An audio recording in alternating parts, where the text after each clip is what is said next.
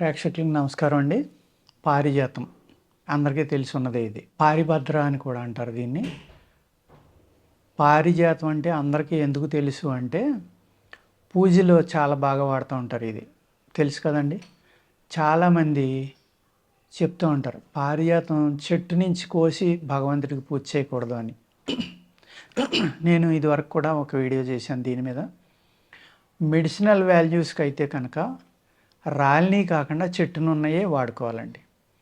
ఇది ఈ వీడియో పూర్తిగా వినకుండా కొంతమంది నన్ను అడిగారు, రాలిని వాడాలి కదా, మీరు చెట్టు నుంచి వాడాలని చెప్పారు అని. అది తప్పు కదా అని. కానీ నేను మెడిసినల్ వాల్యూస్ చెప్పానండి. పూజకి కాదు నేను చెప్పింది. మెడిసినల్ వాల్యూ కింద వాడుకోవాలి అంటే చెట్టునున్న పారిజాతాన్ని మాత్రమే కోసుకుని మీరు వాడుకోవాలండి. ఆ పారిజాతం యొక్క రసాన్ని పువ్వులు కోసి జాగ్రత్తగా గుడ్డలో వేసి బాగా నలిపి రసం పిండారనుకోండి, చెవుల్లో పిండితే చెవు నొప్పి తగ్గించడానికి చాలా బాగా పనిచేస్తుందండి. అదేవిధంగా ఈ పారిజాతం ఎన్నో రకాలుగా మనకు ఆకులు కూరలో వాడుకోవచ్చు, పప్పులో వేసుకోవచ్చు. చాలా హై ప్రోటీన్ అన్నమాట, మంచి ఆహారం. అనేక రకాలుగా పనిచేస్తుందండి, ఒక రకంగా కాదు. ఈ పారిజాతం అనే ఆకు మీకు మీ బాడీలో ఉన్న జ్వరాలు, అనేక రకాలైన జ్వరాల మీద ఈ యొక్క పారిజాతం ఆకు యొక్క కషాయం తాగినా కూడా చాలా రకాల ఫీవర్స్ తగ్గుతాయండి. చలి జ్వరం తగ్గుతుంది, మామూలుగా వైరస్ ఫీవర్లు తగ్గుతాయి. చాలా రకాలుగా ఇది ఉపయోగపడుతుంది అనమాట. చాలా మంచి ప్రోటీన్ పారిజాతం మన ఇంట్లో ఉంటుంది, కానీ మనం వాడుకోం. ఆ పారిజాతం చెట్టు యొక్క గింజలు ఉంటాయి కదండి, విత్తనాలు, కాయలు ఉంటాయి కదా, బాగా కాస్తాయి గుత్తులు గుత్తులు కింద. మీరు దాన్ని జాగ్రత్తగా కలెక్ట్ చేసుకోండి, ఎండిపోయిన వాటిని. అది దులిపితే అందులోంచి విత్తనాలు పడతాయి. ఆ విత్తనాలను ఏం చేయాలంటే మీరు బాగా సన్నని పౌడర్ కింద నూరుకోండి.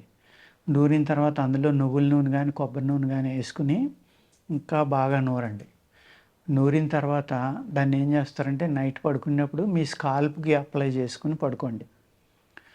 చుండ్రును తగ్గించడంలో ఒక అద్భుతం అన్నమాట పారిజాతం విత్తనాలు అనేది, గింజలు అనేది. మన తలలో వచ్చే చుండ్రు ఇవాళ 100కి 90 మందికి ఆ ప్రాబ్లం ఉంది.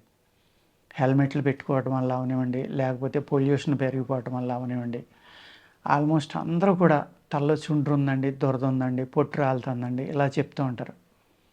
వాళ్ళకి చక్కని పరిష్కారం ఈ పారిజాతం యొక్క విత్తనాలు అన్నమాట. ఈ పారిజాత విత్తనాలు తీసుకోండి, మీరు దాన్ని కలెక్ట్ చేసుకుని దాన్ని బాగా మెత్తగా నూరుకోండి పౌడర్గా. ఆ పౌడర్నే మళ్ళీ నూనెలో వేసి బాగా నూరండి. కనీసం ఒక 20 నిమిషాలైనా నూరాలి. ఎందుకు నూరాలి అంటే ఈ విత్తనంలో ఏ అయితే ప్రాపర్టీస్ ఉన్నాయో అవి ఆ నూరటం వల్ల ఆ నూనెలో కలుస్తాయి అన్నమాట. నూరకుండా ఆ పౌడర్ కలిపేసి రాశారనుకోండి, అంత ఫలితం ఉండదు.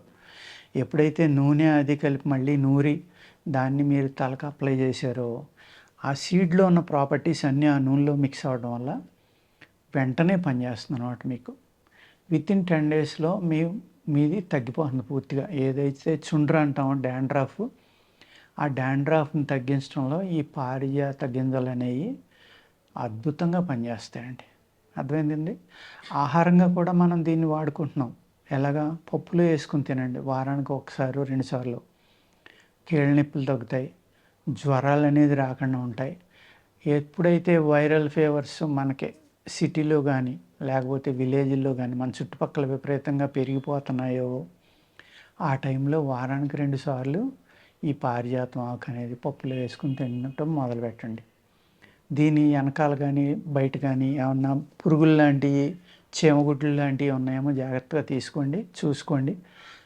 దాన్ని తడిగుడ్డతో తుడిచేసి మీరు ఏం చేస్తారంటే దాన్ని ఒకసారి ఉడుకు నీళ్ళలో ఆకులు పళంగా వేసేయండి. వేసేసి తీసిన తర్వాత జస్ట్ అలా వడిలిన వెంటనే తీసేసుకోండి. తీసేసుకుని ఏం చేస్తారంటే దాన్ని చక్కగా నూరుకుని కానీ పీసుల కింద కట్ చేసుకుని కానీ పప్పులో వేసుకున్న దాన్ని, లేకపోతే ఏదైనా కూరల్లో కూడా ఎగురులు వండుకునేటప్పుడు కానీ పులుసులు కానీ దాన్ని చక్కగా పేస్ట్ చేసి కొంత కలుపుకున్నా కూడా ఎప్పుడైతే మీరు పారించడం అంటాం ఆ వేడి నీళ్ళలో వేసి తీయడం, దాని యొక్క ఆ పసిరి వాసన కానీ ఇంకోటి కానీ ఉందనుకోండి, అది పోతుందన్నమాట. అప్పుడు మీరు అది వేసారని కూడా ఎవరికీ తెలియదు పారిజాతం వాడారు అందులోని.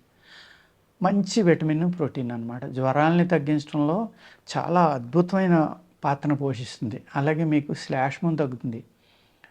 కాఫ్ తగ్గుతుంది. అర్థమైందండి? నొప్పులు తగ్గుతాయి. ఎందుకంటే వీటిలో మంచి కాల్షియం ఇవన్నీ మంచి వాల్యుబుల్ ప్రాపర్టీస్ ఉంటాయి మనకి ఎముకలు గట్టిపడటానికి.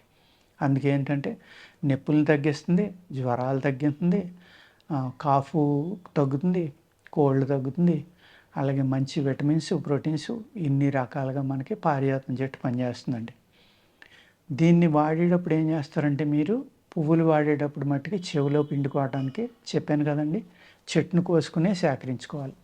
మీరు కింద పడిని ఏరారనుకోండి, అందులో ఏ చీమలో వెళ్ళినాయి అనుకోండి, వాటిలోకి చలి చీమలో, చిన్న చీమలో వాటిలో తేనె ఉంది కాబట్టి వెళ్ళొచ్చు, క్రిములు కానీ వెళ్ళినప్పుడు గమ్మున అవి చూడకుండా పిండితే ప్రమాదం జరుగుతుంది. కాబట్టి చెట్టునున్నాయే జాగ్రత్తగా కోసుకుని వాటిని ఒకసారి నీళ్ళలో ముంచితే ఏమన్నా లోపల ఉన్నాయన్నీ బయటకు వచ్చేస్తాయి.